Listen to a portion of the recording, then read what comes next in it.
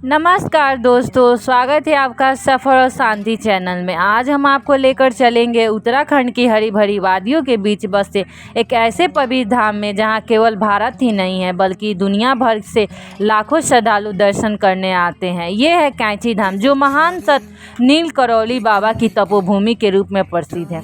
कहा जाता है कि यहाँ आने वाला कोई भी भक्त खाली हाथ नहीं लौटता। आखिर क्या है इस धाम का रहस्य? कौन थे नीम करौली बाबा और क्यों आज भी लोग इनके चमत्कार की चर्चा करते? आइए जानते हैं पूरी कहानी।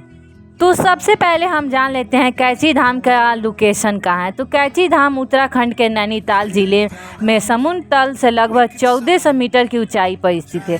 चारों ओर पहाड़, घने जंगल और बहती हुई नदी इस स्थान को दिव्य और शांत वातावरण प्रदान करते हैं।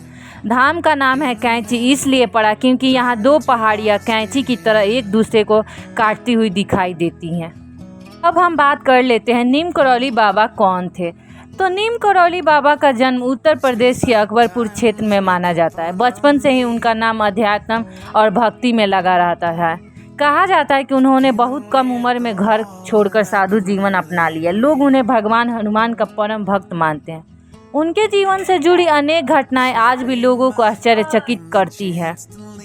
ट्रेन रोकने वाला चमत्कार की अगर हम बात करें तो नीम करौली बाबा के जीवन की सबसे प्रसिद्ध कथा ट्रेन से जुड़ी है। कहा जाता है कि एक बार उन्होंने टिकट ना होने के कारण ट्रेन से उतार दिया गया। बाबा शांत भाव से स्टेशन के पास बैठ गए। जब ट्रेन चलने लगी तो लाख कोशिशों के बावजूद आगे नहीं बढ़ सकी।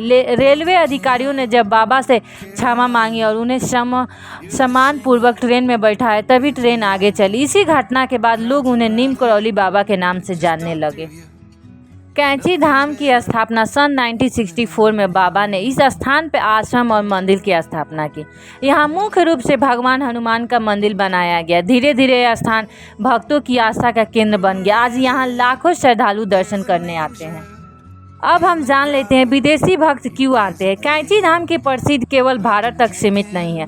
दुनिया के अनेक प्रसिद्ध लोगों ने भी बाबा के प्रति अपनी श्रद्धा व्यक्त की है। कहा जाता है कि स्टीफन जॉब भारत आने पर इस आश्रम में पहुंचे थे। बाद में मार्क जुकरबर्ग ने भी इस स्थान का उल्लेख किया। इसी कारण विदेशों में भी कैंची धाम की लोकप्रियता बनी रही।